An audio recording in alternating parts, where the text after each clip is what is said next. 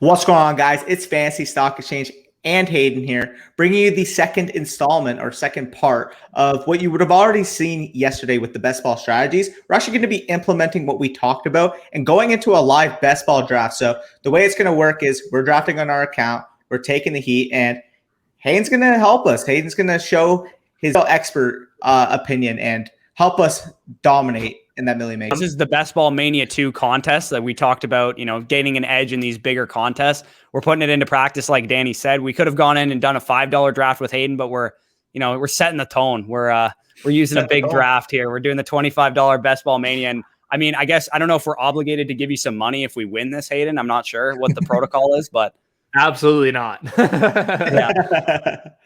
But how are you doing today, Hayden? I'm doing good. I hope we can set the tone with the first pick. I think that we were just talking about this. I think the best spot to draft right now is first or second overall, just because the players that you're getting at the 2-3 turn are still pretty good.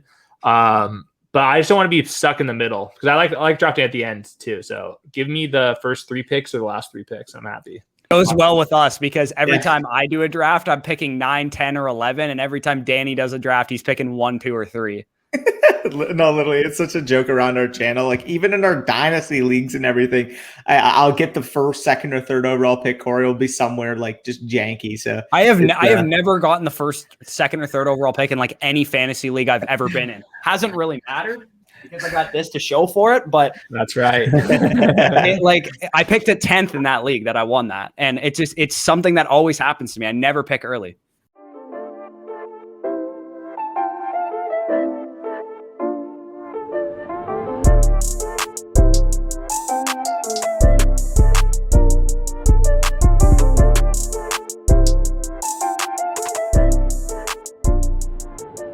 We have the first pick. That's hilarious. Okay, so you guys would have seen the intro by now, and about 10 seconds until we get up in this draft. And guess what? My luck continues. For whatever reason, whenever I'm in a draft, we're gonna get that early pick, and you can't get much earlier than 101. Yeah, and you're sharing your screen. If I had been sharing my screen, it guaranteed would have been the 10th pick. What are you guys thinking here? You want to go quarterback or Kyle Trask? Yeah, freer than free. But Christian McCaffrey, the only pick at the 101. Don't overthink it. The guy literally averaged like 26 touches a game, the 3 games that he played last year. We were somewhat worried about, at least I was a little bit, how Joe Brady and Matt Rule would come in and if he would change Christian McCaffrey's role at all. Nothing changed. It was exactly the same Christian McCaffrey. He was limited in 2 games because he left one early and was coming off of a multi-week injury in the other, and he still had by far the highest usage of any running back in the league. Yeah, I think it's pretty obvious. I don't think the quarterback change matters too much. You're also getting rid of Curtis Samuel, who at some points was used out of the backfield, and you're not going to have to worry about any of that. So Christian McCaffrey, I think, is the clear 101. I think that Dalvin Cook is the very clear 102 as well. I don't understand getting away from those 2 guys at the top unless you just wanted to get really contrarian. But I think that you would be leaving some points on the table. Those guys' workloads are just massive right now. I mean, I personally have Cook at 103 with Kamara too, but that's simply because I've already accepted that I'm going to be much higher on Kamara than the rest of the overall consensus. So in general, it's not because I'm down on Cook. It's because I'm just that high on Kamara. Josh Norris and I did our tiers for running backs, and we had Alvin Kamara in that tier with Cook and McCaffrey. So I'm right there with you. Saquon Barkley's really interesting just because of the knee injury. So I think I have him right now as my RB6, but as like better reports come out and he's cleared up, then I think I'll slowly move him probably up to like RB4. And that's where I'm at as well. I have him at 5, and I'm gonna get backlash in our RB rankings. I had Ezekiel Elliott at 4. I can't understand why everybody is so off of him after one bad year with everything that happened to that offense. Yeah, and I am a risk-tolerant person. I understand the risk with Saquon Barkley, but I also understand, to me, he's the only person in this, stratosphere of running backs that can achieve the Christian McCaffrey ceiling. We've seen Dalvin Cook obviously be an RB1 caliber running back, but the big playability that Saquon brings is even to a higher extent than what Dalvin Cook brings, because we've seen Saquon bust off highlight reel after highlight reel play and then also get that volume that we're seeking at the running back position at the top of drafts. Yes, Saquon Barkley, I don't want to spend too much time downplaying his outlook. It's going to be awesome. I'm with you with the Zeke stuff. I have him as my RB4 as well. The splits last year with Dak Prescott and the last couple seasons are awesome. The offensive line will be better this year. I think Zeke has some things to prove himself, and I'm expecting a bounce back. And I think people are forgetting just how good he was in fantasy to open up last year, and obviously the years before that as well. So I think he's a super high floor. I'm not believing any of the Tony Pollard stuff. He's an undersized back. He's not somebody that's going to be stealing too much of the work from Zeke, and there's going to be so many goal line opportunities. Yeah, I absolutely agree there, as you guys would know watching the video. But we actually coined this term. You mentioned Christian McCaffrey's unparalleled opportunity, Corey, a little bit earlier. But me and Corey compared this term, and let's get your thoughts on it, Hayden. It's well known at this point of the workhorse and the bell cow being 70% opportunity share and 80%.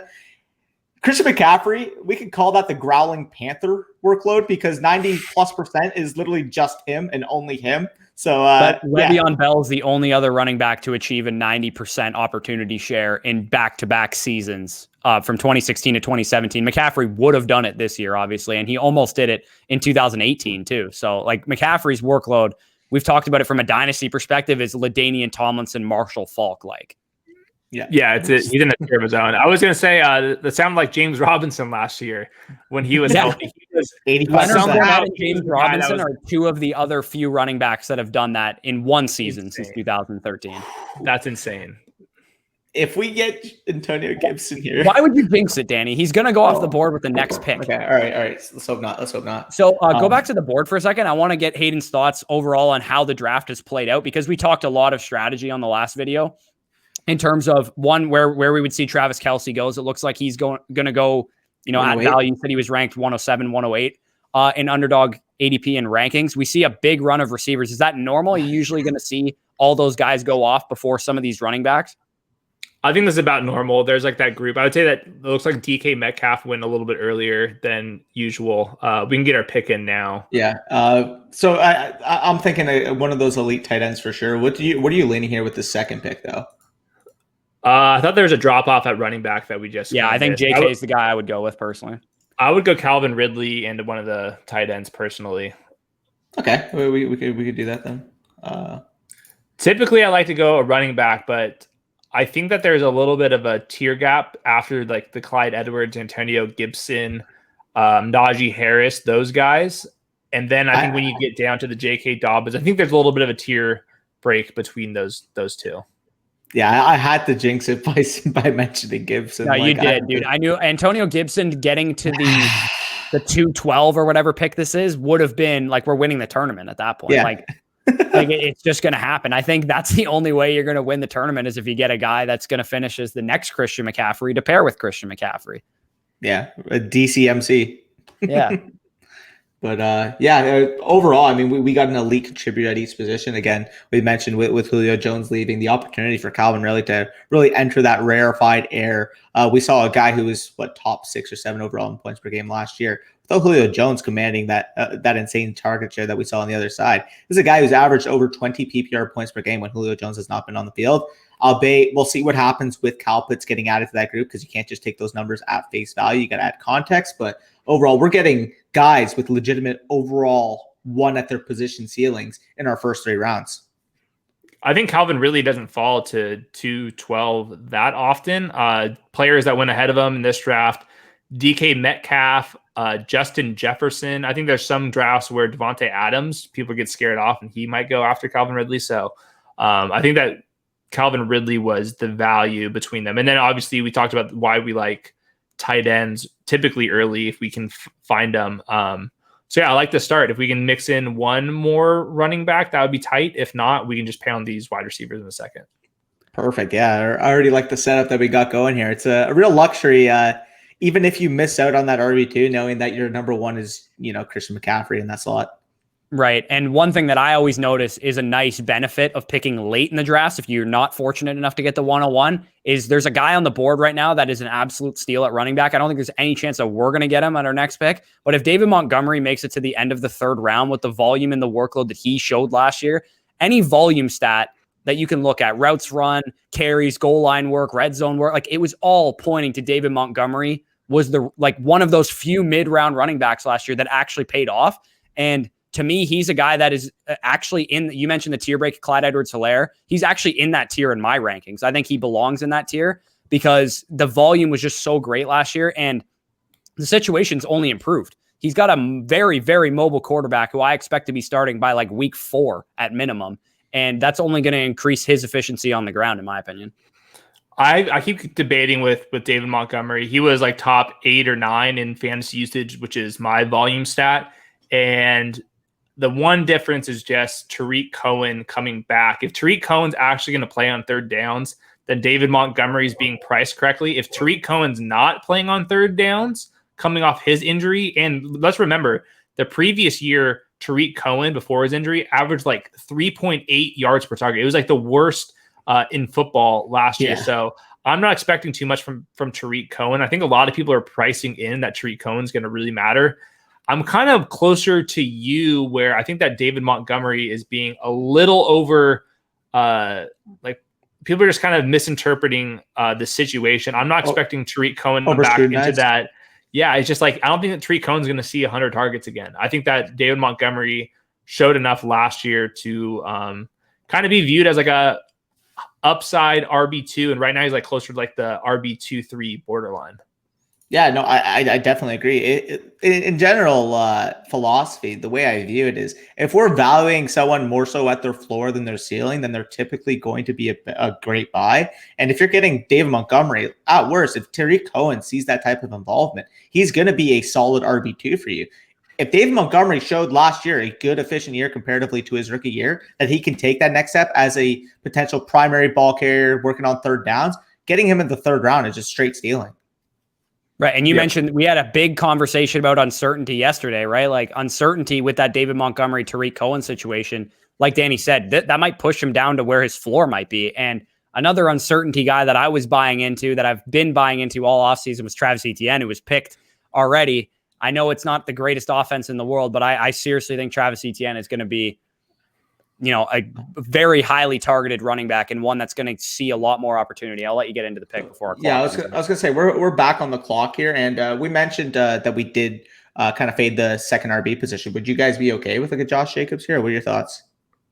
I would pick Mike Davis.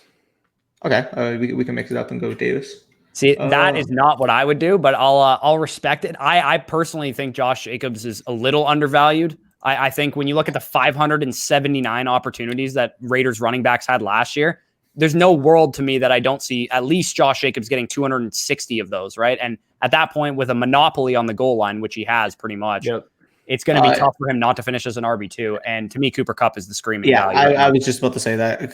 Cooper Kupp by far, like I like the receiver range here, don't get me wrong, but like to me, Cooper Kupp, we have them both as a top 20 receiver. Comparatively, like Ayuk's probably on that range, C. Higgins, Kenny Galladay, but Kupp was that top overall player at the position for us. How about you, Hayden?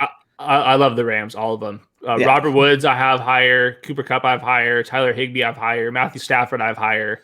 Darrell Henderson, I have higher. Just give me. Could I bet on Sean McVay? Yeah, I'm going to do that. Yeah, right. Definitely. And with Kupp too, we've seen both Rams receivers now for the past couple of years be a little up and down with touchdowns. And I think that's where the Stafford difference comes in. And when you're in the format that we're in, Best Ball Mania 2, where you need weekly ceiling and touchdowns are usually the easiest form of weekly ceiling, we've seen Cooper Kupp be a double-digit touchdown guy and be a featured red zone option in the Rams offense before. And if Matthew Stafford throws 40 touchdowns this year, how many does Cooper Kupp get? Yeah, exactly. No, overall, I mean, we're talking about a guy who was the overall wide receiver 4 2 years ago, had one down year with Jared Goff in a very questionable situation last year, gets a clear quarterback upgrade this year on what should be a fringe top 5 overall offense in the league. Like I wouldn't be shocked if we're talking about this guy reclamating that top 10 overall wide receiver type of output. Yeah, I'm banking on Woods and Kupp being wide receiver 2s this year. And Matthew Stafford's very affordable. So it's one of those like very easy to accomplish stacks. And like the episode yesterday, we were talking about getting that tight end involved with the stack. Obviously, Tyler Higbee is perfect for that too. So it's one of my favorite stacks. Price, kind of the ceiling, and getting the tight end, like getting the roster construction part of it too. It's all of it kind of aligns to be in on the Rams right now. Yep, fully. So actually talking about that, now that we have Cup, so you would be looking for that Stafford in the round 8 or 9 type area. And because we have an early tight end, like what are your thoughts on the Higbee part of that stack? Yeah, this is where I would just avoid Higbee. We already bet on George Kittle being the dude. We don't need to spend I mean, even if Tyler Higbee has a big season, I'm not expecting him to have a bigger season than George Kittle. So you should be losing some value. So I would just hammer wide receivers until we get to Stafford. Maybe mix in a running back too. Perfect. Yeah, no, I agree with you there. I just wanted to get your thoughts. So we do kind of see the board go off. We do see the 4th overall tight end actually do be Kyle Pitts at that 503. So what are your thoughts on Kyle Pitts kind of reclamating that role in the Falcons offense, especially with the rumor of Julio Jones departing? I would say there's a debate between Kyle Pitts and Mark Andrews for number 4. I recently switched Kyle Pitts ahead of Mark Andrews. I can be swung back the other way. Kyle Pitts is an outlier in my pre-draft model. He was the best tight end of all time. So my baseline projection for Kyle Pitts is being an outlier. So I don't even think it's like, he's not an outlier because he already is an outlier. Like, do you know what I'm saying? Like he's so good that his baseline is to be an outlier. So I don't think that it's fair to call him like this outlier. Like in my projections, this is like exactly where he's supposed to be. And if they're keeping Matt Ryan and get rid of Julio Jones and their defense is trash, it's going to be hard for Kyle Pitts not to have some really big games this year. And I've talked about too, in general, we talked about this in our tight end rankings. We've seen the passing game in general, wide receivers and tight ends both, get acclimated to the NFL faster recently, right? We saw how many receivers go off last year that were rookies. We saw TJ Hawkinson in his second year take a big step, which again, doesn't typically happen with tight ends. We saw Mark Andrews finish as a top 5 guy in his second year. It seems that recently the passing game is translating quicker than it used to. And again, I wouldn't be shocked that this year, if we see Jamar Chase, we see Devontae Smith, some of these wide receivers and Kyle Pitts come out and immediately be great options for their offense when 5, 6, 7, 10 years ago, the wide receiver was the 3rd-year breakout, right? Like that was the term that we always used to talk about, was the 3rd-year breakout with wide receivers. If you haven't broken out by your 2nd year now, it seems like you're trash. Yeah. There's a couple of reasons for that. I think that in high school, 7-on-7 tournaments have been such a big thing. I think all the best athletes, instead of playing like defensive end or something like that, they're playing wide receiver. All the best running backs all the best athletes used to play running back instead of wide receiver. You're also seeing the college game, instead of being like I formation, all spread. That stuff. It's all the spread stuff. So I think that we should continue to see these wide receivers have big years. And I also think that you're seeing the NFL adapt to college systems rather than the other way around. So I don't think that the gap is as big as it once was. So continue on with the receivers early. Yeah, speaking of receivers, we saw one right before our pick, Cortland Sutton, go off the board, and that was a guy I was eyeing. So overall, looking at this board, where are you? The best personally. Debo, what are your thoughts, Hayden? I'm done with that as well. Yeah, you can pick Debo. The guy that Josh Norris and I have ranked way higher than anyone else on the board right now is Robbie Anderson. He finished as like the wide receiver 22 last year. They lose Curtis Samuel. I think Sam Darnold is going to be at least as good as Teddy Bridgewater. We've seen that Brady has basically gotten career years out of everybody last year. And I think that if you just look at historically, Sam Darnold, we should expect him to be better than Teddy Bridgewater because where he was drafted. And obviously, every single player that leaves Gase does better. So I think that Robbie Anderson is a good player. He has chemistry with the quarterback that's coming in. It could even be a quarterback upgrade. And Robbie Anderson was already being like a wide receiver too. And currently on Underdog, he's being drafted as like the wide receiver 32 or something like that. So I think he might be the best wide receiver value period on Underdog right now. I think he's going to be really good. You know what that also opens up for us? Because you remember who we picked first overall, right? And although that typically doesn't... We're building a little something. I mean... Panthers stack, if we get Sam Darnold as our 3rd quarterback or whatever. I legitimately see a Ryan Tannehill in 2019 season in the range of outcomes for Sam Darnold. I thought he was a phenomenal prospect. I know we don't like, and Mel Kiper is guilty of this, being like, oh, if he was in this class, he'd be my 2nd rated quarterback. Like he's not the same player he was coming out of USC as he is now. But if anybody can turn Sam Darnold into a reclamation project and repeat what Ryan Tannehill did, or at least replicate it to an 80th percent of what Ryan Tannehill did, I think it's Joe Brady. And speaking about the strategy, 4 receivers by round 7, we just hit that. So we're in. We finally did it. Yeah. So this is like the perfect like roster construction that I would be aiming for. Maybe like you can switch the George Kittle for a running back, and then you grab.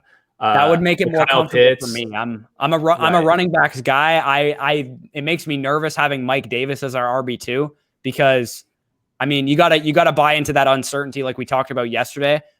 But at the same time, I also could see a post-veteran, a veteran getting cut in training camp and the Falcons signing him before the season, right? And then Mike Davis's potential 300 touch workload is now a 215 touch workload. With the Falcons and Mike Davis, is that I don't think that's going to be as big of a concern because the Falcons still don't have enough money to sign their rookie running back class. So I know that the veteran that they would be bringing in would be like near league minimum salary. Yeah, it would be like it literally be like the equivalent of like a Todd Gurley. So I just don't think that the Falcons could afford to like bring in like a Melvin Gordon via trade or something like that. What if Wayne Gallman gets cut by the 49ers? Does he make an impact to you? I think Mike Davis is actually good. See, that's another thing. I do too, but Wayne Gallman was also actually good last year. Yeah, I haven't rewatched Wayne Gallman yet, but they made Mike Davis a priority, and I think that Mike Davis, he's a physical runner, and he was better under center than in shotgun. And what we're going to see with Arthur Smith is kind of like that 2017 Falcons offense where Matt Ryan was under center and won MVP with an under center offense. I think you're going to see Mike Davis grind between the tackles, and Matt Ryan has historically thrown the check down to his running backs. And Mike Davis actually led all running backs in broken tackles on receptions last year. I just think he's good, and I don't think the Falcons have enough money to add anything to it. So I think like the classic example this year is Mike Davis versus Myles Gaskin. And I thought Mike Davis was a better runner than Myles Gaskin. And also the Dolphins actually have the money to make a move where the Falcons don't. Yeah, I was about to say that too. Mike Davis is a tone setter, man. He was Mike a tone Davis setter sets the tone. He sets the tone. So he likes to run over people. He has underrated wiggle. The one thing that's the only frustrating thing with him is he thinks he's faster than what he is, and he loves to bounce things outside, which he shouldn't be doing. But dude, for such a tone setter, he has like pretty nimble feet. And that was what was so surprising last year out of the backfield, catching so many of those passes, just putting a bunch of guys on skates. I think these like DBs are like worried that Mike Davis is going to bring the hammer and just truck him. And he actually could has a little bit of a wiggle to his game. He's a really fun player to watch. Oh yeah. I actually created a stat real quick last year. I created a stat called the CMC stat last year. And it was basically a combination of yards per route run, yards after contact, and evaded tackles per attempt, which when I scout running backs, to me are the three most like contact balance, elusiveness, and receiving ability are the three most important things a running back can have. And Mike Davis was like actually one of the top 3 running backs in the league if you average those 3 things, because he's a guy who can contribute in the passing game more than just a check down guy. He's a guy that breaks contact like nobody's business. I think he was one of the best in the league last year after contact. And then elusiveness, like you said, he actually evaded a lot of tackles last year. Yeah, he really did. It's really funny. Sorry, I know it's completely off topic, but guys, we have George Kittle and Deebo Samuel. If you remember what we said yesterday, 18th round, you know where we're going. Jimmy Garoppolo. We might have to do it. We literally can wait until the last pick overall. We might have to put our money where our mouth is. I'm actually kind of almost insanely down to do that just because we did. He can be if we go all the good quarterbacks are gone. If we drafted Stafford and I don't know Joe Sam Burrow Darnold. and then or Sam Darnold and then Jimmy G, those can be our 3 quarterbacks. It is disgusting, but if this pays off, this will be my proudest moment of all time. If the Jimmy G stack hits, this will be one of the proudest moments of my life. This is the Millie Maker, man. This is the Millie Maker. Okay, so let's so Stafford's for sure going to be the 1 pick. Now, where are you guys thinking with the second? Do you want to go running back or potentially one of these? I need to secure a running back to keep my sanity personally. Let's go running back. Let's do it. So Fournette, Rojo, what are you thinking? You're the Bucks fan. Tell me. Yeah, you go. I would vote Rojo for sure. Okay, I think he's the more effective running back. He's the better running back on the ground. And when you have Gio Bernard coming in, who is going to eat into Fournette's receiving work, we knew that Rojo was never going to get that role to begin with. Could we, hold on real quick, could we wait on Stafford? Go for it. I think we get. Yeah, I think probably we can wait one time. I think we can wait one more time. We'll risk it. If we miss out, we miss out. Where do you want to go otherwise? Do you want to go back to running back? Fuck it, yeah. I would say James Conner. I know that's like a weird take, but he is in the Kenyon Drake role. They paid him like he's in the Kenyon Drake role, and Kenyon Drake, as bad, like Kenyon Drake was one of the worst running backs in the game last year because of his ankle injury, and he still was top 20 in production and usage. And Chase Edmonds, I know they wanted to give him a bigger role, but Chase Edmonds is tiny, man. Like he's really small. I don't think that he can handle all that stuff. And I don't know. This is disgusting, but like we waited on our RB2. So I think that now that we have like a decent RB3 and RB4, I don't think we need to draft another running back the rest of the draft, and just hope that 2 of these 3 disgusting running backs that we drafted pays off in the end. But I think that James Conner he's catching a lot of bullets, and he's in like the same position as Kenyon Drake, who was like a bad second round pick last year. I would bet money that none of these running backs outscore Christian McCaffrey once the entire season on our team. I would too. I bet Christian McCaffrey is in our lineup every single game the entire season. There's no way, that 2 of these running backs would outscore Christian McCaffrey on any given week unless he left in the first quarter, in which case he still might outscore some of them. Yeah, it's not pretty, but we're hoping for could one of these 3 running backs get 15 points every single week of the year? And then if that's the case, we're looking all right. So hey, Ronald Jones is a lock for 10 rushing touchdowns. I'm gonna say that right now. He's a lot. When are they gonna come? Who the hell knows? But this is best ball. We don't need to know when they're gonna come. Better in best ball, baby. Better in best ball. That's right. That is right. And that's the other thing with James Conner. If Chase Edmonds goes down, like it's Eno Benjamin, who is like could be cut. Like they haven't added anybody to that depth chart. And if Chase Edmonds, who was kind of banged up at times last year, if he can't bang between the tackles because he's like 205 pounds, then you're in the fastest paced offense, an offense that we like. And James Conner is all of a sudden a bell cow. So it's really disgusting because like James Conner isn't like some explosive runner, but there's like an actual path to a ceiling. And in the 9th round, like that's all we can ask for, really.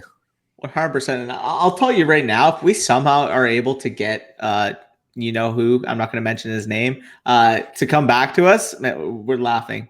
But I didn't mention his name.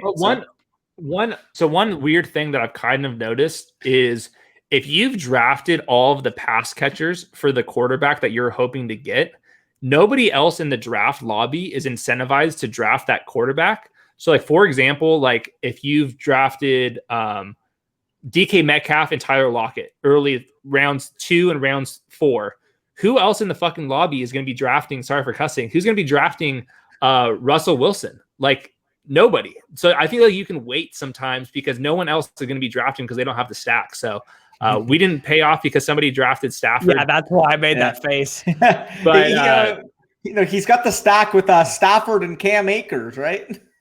Does he? Does he actually? Yeah. Dang it. Yeah, he does.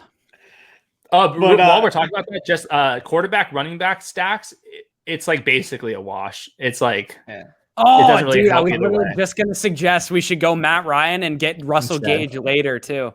Yeah. Yeah. And we have Mike Davis. And we do have Mike Davis. Yeah. Looks like it's Carolina stack for the win, baby. Yeah, we could do Trey Lance. We could do Trey Lance. I'm down with that too. Trey Lance. I'm down with that. What receivers are available too? We can always pivot and go with the Jets because we always go with the Jet stack, man. The Jet stack is the dude. I legitimately think, and I mean, you're a big tape guy. Corey Davis looked phenomenal last year. Yes, man. Like there's a real chance that the guy actually just took a step forward in his career. It wasn't just because he was the number 2 receiver in a great offense, and we might be undervaluing his ability to win on the Jets and be a 120, 130 target low end wide receiver 1. Like I legitimately think he has that type of ceiling. He could do, especially early in the season, he could be what Robbie Anderson was last year, a really low under the radar free agent signing that just turns out like gangbusters right away.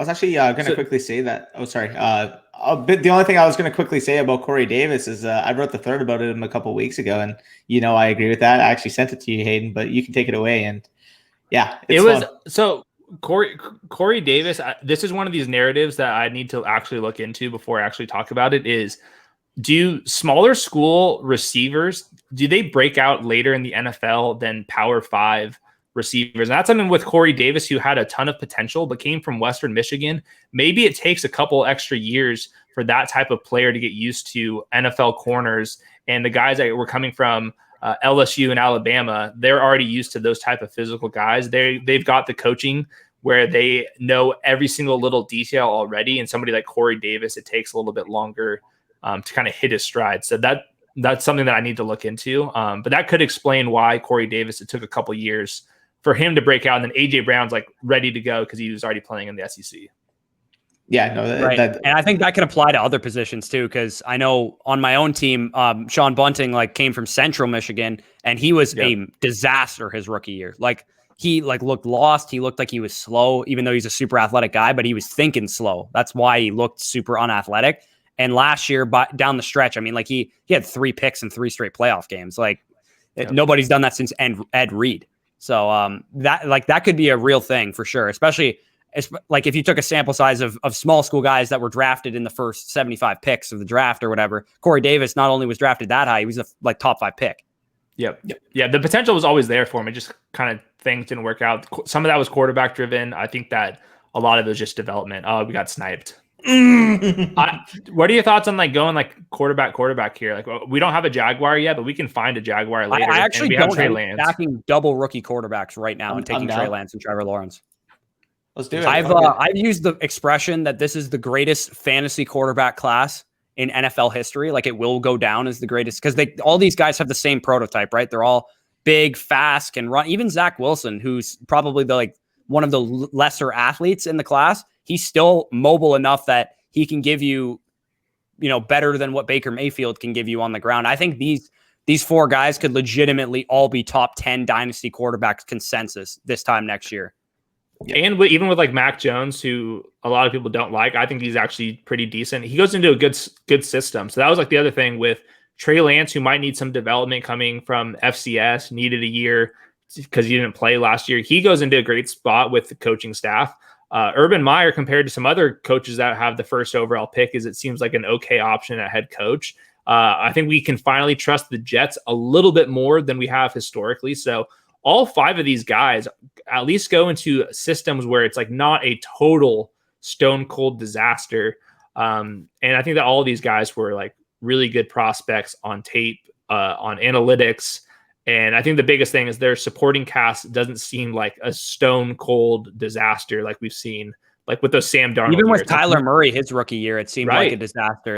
And I went back and looked. I tweeted a tweet. I could put it on the screen right now, but I talked about quarterbacks that went to a team whose franchise had a winning record in either of the previous 2 seasons, and that list included only really good quarterbacks in the last couple drafts, like Patrick Mahomes, like Justin Herbert, like Josh Allen, like Lamar Jackson, and Deshaun Watson. Those were the 5 quarterbacks that fit that description. When you go to a terrible team like the Cardinals that Josh Rosen went to and the Jets that Sam Darnold went to, it's very, very hard, no matter how good of a prospect you are, to really come in and perform right away. And especially at the position that is the most complex in all of sports. You need a coaching staff, you need weapons, you need protection, you need ownership, everything matters. And I think Kyle Shanahan might be able to coach me into a Pro Bowl caliber quarterback with the situation that's Trey Lance has. Also, Trey Lance is talk about a tone setter. This guy was trucking linebackers. One of my favorite things doing research this last class was Trey Lance was being recruited at Power 5 schools like Minnesota, not to play quarterback, but literally to play linebacker. How often are you getting a quarterback that literally was trying to be a Power 5 linebacker? That's total insanity. So he's going to be setting the tone for somebody pretty soon. Absolutely love that. You get a quality tone setter that can really establish a physical presence on the opposing linebackers, like he was about to be one himself. But I wanted to quickly talk about Pat Bain is going full tournament mode here because he went straight tight end and wide receivers and then literally just took every single high quality backup in case anything were to happen to the starter. Yeah, Tony Pollard, AJ Dillon, and Darrell Henderson. Here comes Alexander Madison off the clock in about 2 seconds. Yeah, I've seen worst ideas. I mean, you're probably torching an entry, but I mean, okay, so Devin Singletary definitely broke that trend because he's not a high quality backup. But there's a lot of receivers in this range that I really love for tournaments. Like I've already talked about Mr. Packing on 12 pounds of muscle himself, Henry Ruggs. This dude's going to break out this year. I'm going to keep saying it until it happens. But there's a lot of guys like Rashad Bateman, I think, has a phenomenal ceiling. The Ravens, all they've done since they drafted anybody this year is talk about how much more pass heavy they're going to be. And even if they're only throwing the ball 510 times, which is still going to be bottom 5 in the NFL, there's room for an actual passing weapon outside of Mark Andrews in that offense. Rashad Bateman's a stud. He's a total stud. Yeah. And he's exactly what the Ravens haven't had in a couple years. You're basically like taking like Willie Snead targets and like shoving them into a lengthy round one receiver that's like a route technician that like could win away from his body. So if Lamar is a little bit inaccurate at times, Rashad Bateman's going to make some plays. He can win on the inside and on the outside. I think that he like completely revolutionizes the Ravens passing attack. I'm very high on Rashad Bateman. This is the territory we're talking about, better in best ball. Like this is like where you get these wide receivers who like are truly better in best ball. We've queued a couple of them up, like Brashad Perriman, who just seems disgusting to draft. He wins downfield. He's going to have some weeks where the Lions are down 3 touchdowns and Brashad Perriman scores a 40-yard bomb. So this is the range where you can start drafting these like complete flyers. I was going to ask you guys. I think the move here is getting 2 of these guys, but what are your thoughts? Also, I wanted to mention we do have Robbie Anderson. If we can get like Marshall here on this turn, and then maybe later on with the Sam Darnold, like that's affordable. Can you go to the quarterbacks real quick? Yeah, I kind of want to use there too. Okay, we can wait on Darnold then. I'm going to pine for Eli. I'm going to pine for Eli more because I think he's a stud. I think he's a stud too. We want to go more Marshall. We also have a backup option too. If we don't get Darnold, then we could pivot transition into a Jets stack if we wanted to, and just load up on the rookie class. Yeah, I like it. So do we want to go Marshall with the second pick? I'm fine with it. Yeah. Right, is there any? I guess there's no running backs worth a damn at this point in the draft. Never mind. No. I think we're set at running back. Yeah, we are. I was thinking, I'm like, is there, anybody that slipped that might have like Darrell Henderson type that would have a good weekly ceiling? But yeah, it's not even. And I talked about this on our last Underdog mock. It's almost not even worth picking a running back at that point because they'd have to outscore 3 of the guys we already have. And even though our running back core isn't the strongest overall, how many guys in this range are going to outscore these guys more than once or twice the whole season? Like probably none of them, unless a huge injury happens. Yeah, that's why I was like just like the pure insurances at this range. Like to me, JD McKissick, like he was a perfect example of somebody that seemed like it would be better like in a best ball, but like really, especially on Underdog because it's half PPR, like he wasn't hitting like 20, 25 point games very often. Like a lot of those PPR production like was helping you get to like 14, 15 points in PPR leagues, but an Underdog, he was like getting you like 11, and that doesn't get you too far. So instead of like the McKissicks, give me like pure handcuff Chuba Hubbard if CMC misses time. Or Elijah Mitchell is one guy that I like. Exactly. Right. Those types over like guys that like just don't have a 3-down profile like McKissick. Yeah, and I absolutely agree with that. Again, like the half PPR scoring in particular is a big thing to keep in mind. When you got a pure pass catcher guy in J.D. McKissick who had 110 targets last year, does he really profile as the Gibson replacement if Gibson were to go down? Like, no, I do think they're going to have a bigger body back to complement what J.D. McKissick does. I don't necessarily think Garber's still on the roster. Yeah, probably. He's a tone setter. He's a tone setter. Yeah, that guy's a big time tone setter. And when you're thinking about J.D. McKissick specifically too, do we really expect him to repeat what he did last year too? Like Antonio Gibson's going to take a step forward in the passing game. And J.D. McKissick, I was looking at the numbers on this. He ran over 150 routes not from the backfield last year. And they brought in Curtis Samuel. Like they're going to use him in that role. I don't think they're going to use J.D. McKissick as much in the slot and out wide. He ran 89 routes out wide last year. That's insanity. That's wild. And like Adam Humphries is like a slot guy that they brought in who has like ties to this regime. Diami Brown's going to get snaps on the outside of like guys like Cam Sims and like Antonio Gandy Golden, also a tone setter. He's a massive human. Kelvin Harmon coming back from injury too. Yeah, those types. McKissick's not going to get the workload. And the other part of that was Alex Smith's doing. And Ryan Fitzpatrick, we know, is like literally could not be further away from Alex Smith, like stylistically as a quarterback. Diami Brown, baby. He's good, man. I think he's gonna be good. I love him. Like, yeah, we were talking about him all dynasty offseason, and I don't understand how people can have him outside of their top 8 overall rookie wide receivers. Honestly, I have him at my 7 right now.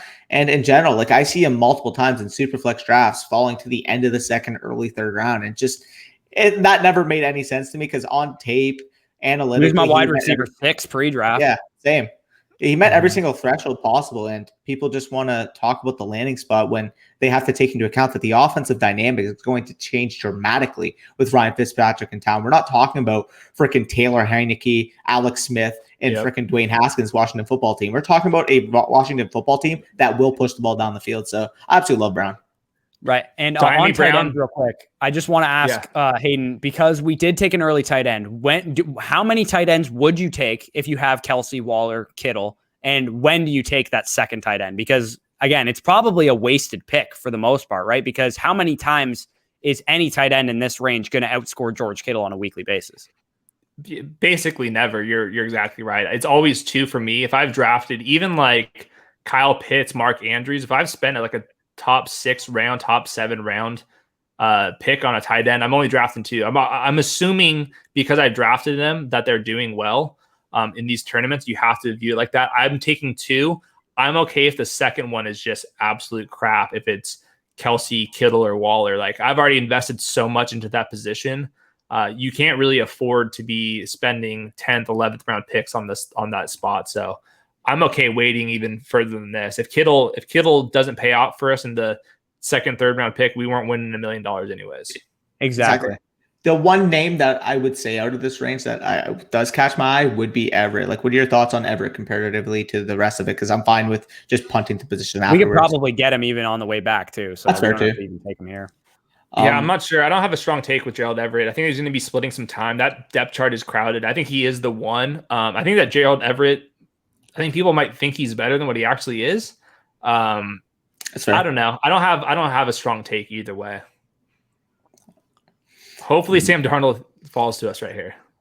Yeah, I wasn't going to say it, but you almost jinxed it. All right, so we're taking Darnold for sure. So we have a little bit of time here to kind of explore what's going to be available. What are we thinking on the second pick? I say definitely a wide receiver. Yeah. All right. Okay. We could go with Brown. Might be a little bit early though. I would go Jameson Crowder and hope he gets cut. That's my take. That's not bad. I don't mind. I mean, I'm not the biggest Bryan Edwards fan in the world. I don't mind him. I think Kadarius Toney has a chance to make a bigger impact early. It would be Crowder and Toney for me. I think Toney's going to play almost every snap. I actually like Toney. I would pick Toney if it was me. I think. Let's do it. We've already seen. I can't remember who talked about this, but we've seen Sterling Shepard's slot usage go down recently already. And Sterling Shepard is a guy that's not really, equipped to stay on the field very often anyway. Plus, he's not a guy that I'm expecting to hold off Kadarius Toney if Kadarius Toney can prove whatever the Giants saw to make him a top 20 pick. I didn't believe Kadarius Toney was a first-round caliber receiver, but I still had a late second round or mid-second round grade on the guy. I still think he's talented. He's great after the catch. He can provide that weekly ceiling that you're looking for from a receiver in this point in the draft. He can break off big plays and probably get vertical out of the slot as well. So I think he's a great pick at this point, especially in an uncertain situation too. Yeah, I think how it's going to work out is Kenny Golladay is not coming off the field at X receiver. I think that Sterling Shepard and Darius Slayton are going to kind of split reps on the outside. And then I think Kadarius Toney and Sterling Shepard are going to kind of split reps a little bit on the inside. Yeah, and I think that ultimately Kadarius Toney, especially in the second half of the season, I would be pretty surprised if he's not playing most of the snaps at receiver. And the other thing to keep in mind with best ball is you kind of need to be game planning for the end of the year too, where you need to have big weeks in the early part of the season too, just to even get into the playoffs.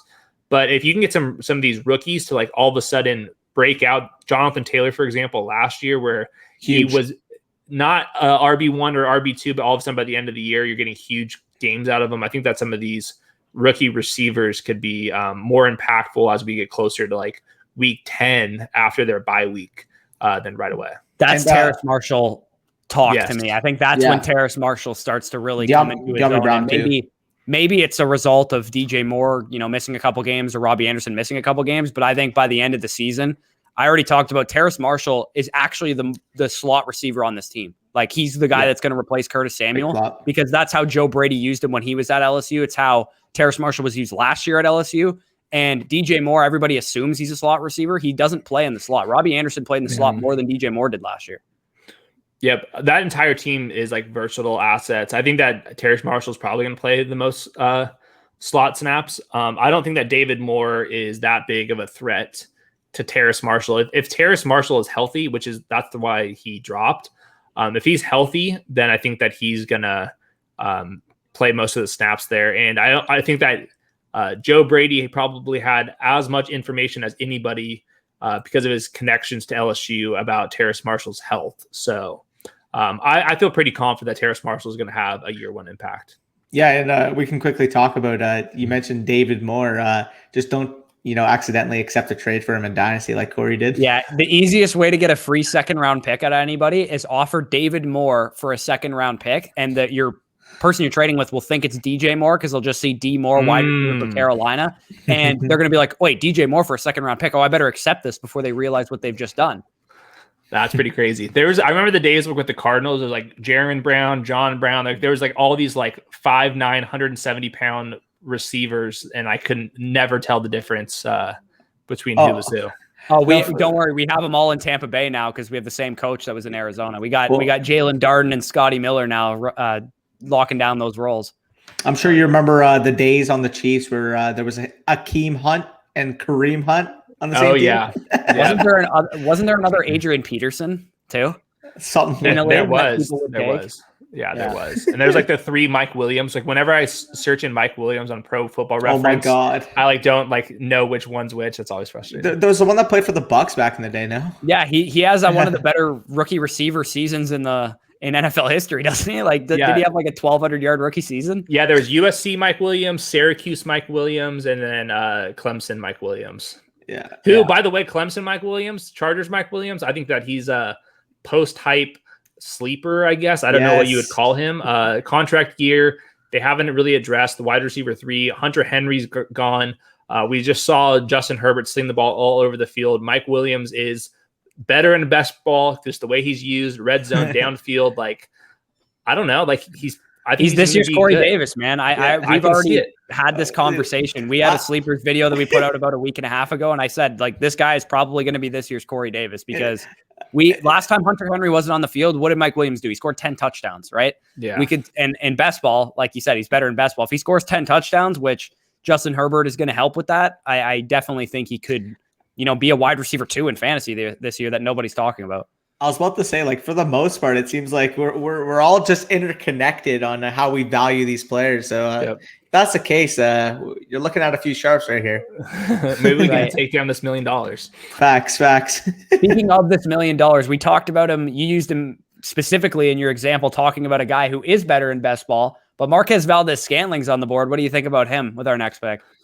Yeah, so I was looking. Obviously, Amari Rodgers is going to play the slot. He's going to do all of the backfield stuff. I think that he's also pretty interesting. But I think MVS is better equipped to be the number 3 receiver for the Packers over Allen Lazard. Allen Lazard, more of a intermediate underneath guy. MVS, I think, serves a purpose for the Packers as the downfield threat. So I'm expecting the 3 receiver set to be Adams, Amari Rodgers in the slot, and then MVS as the downfield guy. And this would be just assuming that Aaron Rodgers is playing. I think Aaron Rodgers is going to play for the Packers ultimately. So I think MVS is reasonable. And he's somebody that did much better in a best ball. That trope is actually true. There is numbers behind it. I'm totally fine with MVS here. I was going to say for the second pick, so we can go with MVS with one of them. What are your thoughts on that second pick? Because I kind of got 3 guys queued now I'm looking at, but what are your guys' thoughts overall? I bet I have 100% ownership of Nico Collins. And you talked about it towards the end of the season, talking about uncertain situations. If Deshaun Watson is off suspension, like let's say he's suspended 10 games or something like that, and Nico Collins is coming into his own at the end of the season, that could be a phenomenal pick. We could be stealing his number 1 or 2 receiver. That's really interesting. I literally pick him in every single draft because I think that's a legitimate possibility. I'm good with it. You good with it? Yeah, rookie uncertainty too. I mean, they don't have anybody on the outside. Like Kiki and Cobb are going to be like battling for inside snaps. Obviously, Brandon Cooks is the one, but the outside number 2 spot for the Texans is, I mean, if Nico Collins can't do it, then he's just not good enough to be an NFL receiver. Right. Like there's no competition on the perimeter. And we haven't even talked about Brandon Cooks, like his injury history too. So right, exactly. That guy gets one more concussion, he's probably out of the league. Yeah. So if he deals with any injuries this season, it could match up perfectly. When you're looking at a Ball Mania II draft, you got to be looking for upside, right? And Nico Collins, even if Cooks is on the field, should be, if he's Deshaun Watson's second target in the offense on the outside, should be valuable in a best ball format. He's also a height, weight, speed freak too, so he can provide that weekly ceiling. And if Cooks is down by that point in the season, Watson comes back, who knows what could happen with him. Sure. There's one person here that could, like, I don't know what the legitimacy of this is, but we could create a 5-person stack on a team if we go with Dan Arnold. I'm not going with Dan Arnold. We haven't done it. Can I see a roster construction? Outscore George.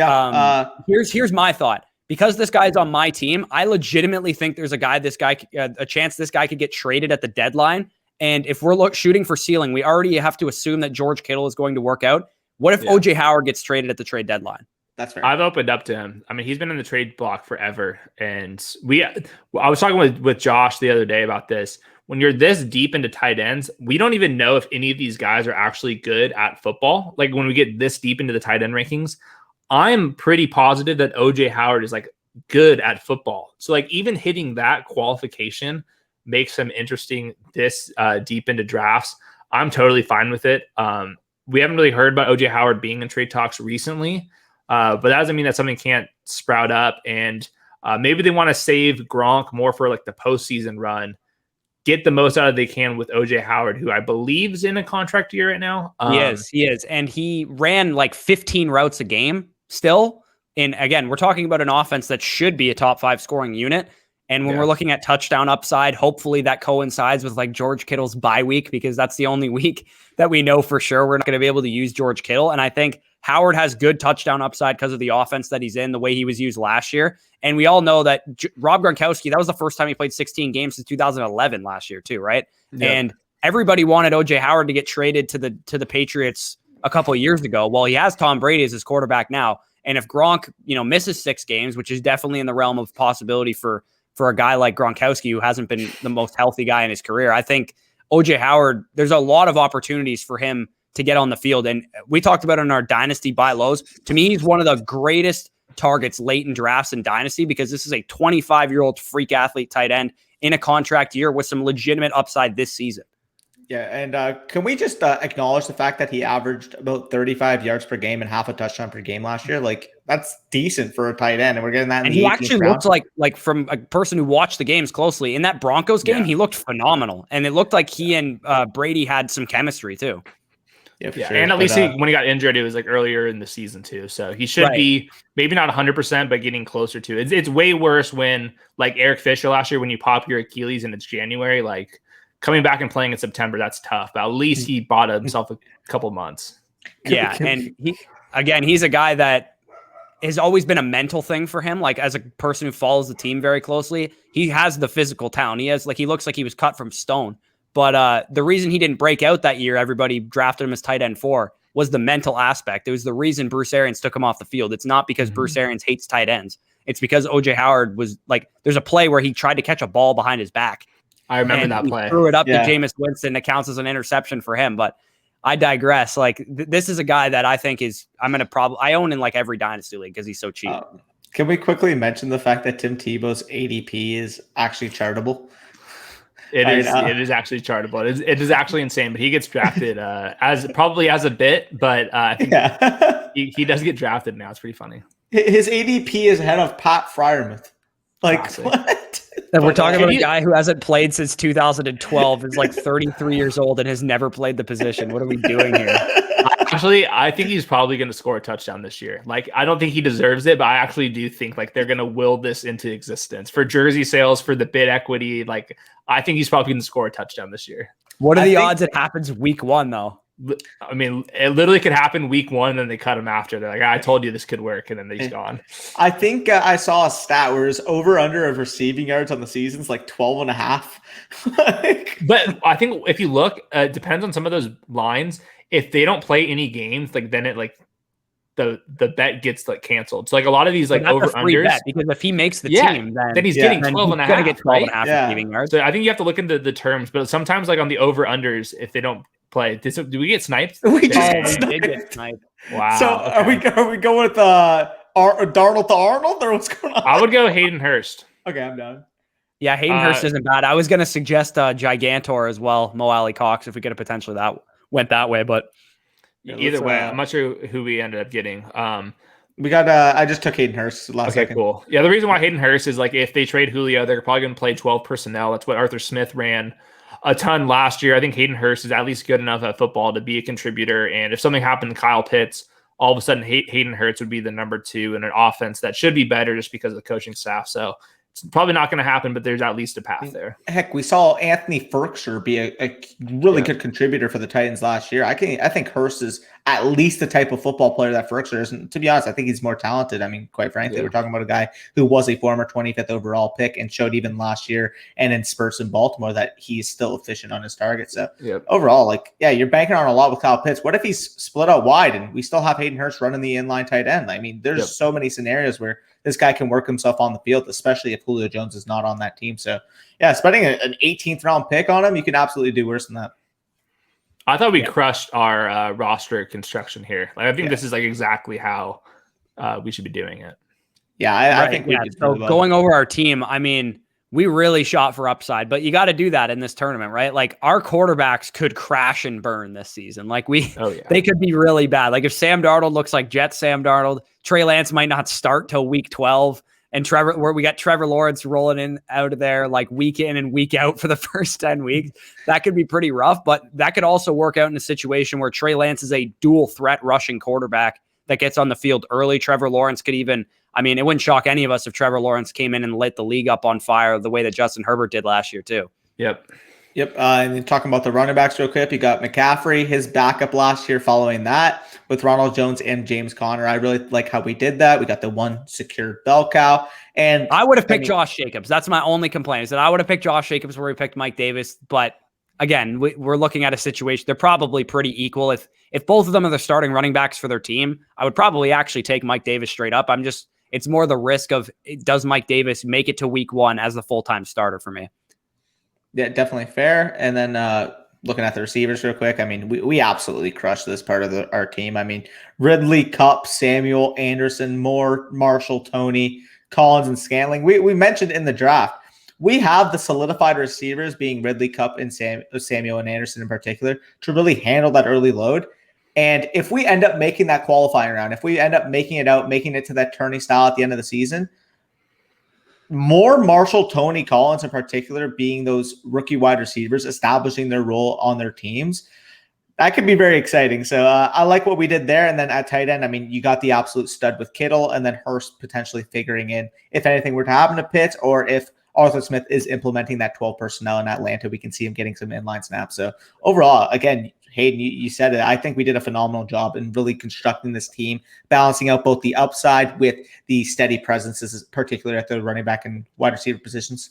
Yeah, there's never a point where we like over-invested too much in one position. And I like how we like at wide receiver, for example, like you said, we assume those top 4 guys are good. We kind of ignored that position for a second and then like really hammered it home. And by the end of the draft, we have 9 guys, and most of those guys at the end are the better and best ball guys. That's what Nico Collins, MVS, Terrace Marshall could possibly be that. And Tony and Elijah Moore are so athletic that they could have some spiked weeks, even though that they're more slot types. So I thought this team was all right. It all just comes down to like if these guys are actually good. But I think roster construction wise, this was like as good as you can think of. Perfect. So again, if you guys have made it this far in the video, we're currently about an hour in, and you've enjoyed the content, make sure you like and subscribe down below. And if you've made it this far, comment better in best ball. So anyways, appreciate having you on, Hayden, this 2-part series, and you crushed it in both of these segments.